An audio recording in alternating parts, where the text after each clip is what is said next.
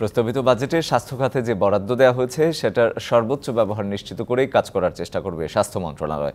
বাজেটে বরাদ্দ নিয়ে সংশ্লিষ্টদের সাথে আলাপ আলোচনা করে কিভাবে স্বচ্ছতার সাথে ব্যবহার করা যায় তারও নিশ্চয়তার কথা জানান স্বাস্থ্যমন্ত্রী। দুপুরে মহাখালীতে স্বাস্থ্য অধিদপ্তরে আন্তর্জাতিক স্বাস্থ্য সম্মেলনে প্রধান অতিথির বক্তৃতায় এসব কথা বলেন তিনি। সাংবাদিকদের প্রশ্নের জবাবে মন্ত্রী সামন্তলাল সেন বলেন, এই বরাদ্দ যথেষ্ট না হলেও কিছুটা বাড়ানো যায় কিনা সে চেষ্টাও করবেন।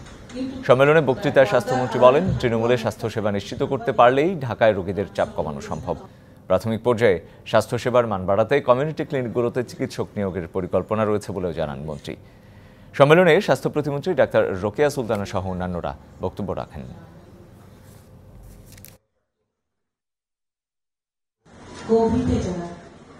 বাজেটে আমাদেরকে যে অর্থটা দেওয়া হয়েছে আমরা চেষ্টা করব এটার সদ্ব্যবহার করতে, এবং আমি ওই সমস্ত প্রকল্প নিয়েই কাজ করব যেগুলো জনগণের উপকারে আসবে। নগদে 500 টাকা বা তার বেশি পেমেন্টে পেতে পারেন ঢাকায় জমিসহ 20 কোটি টাকার পুরস্কার।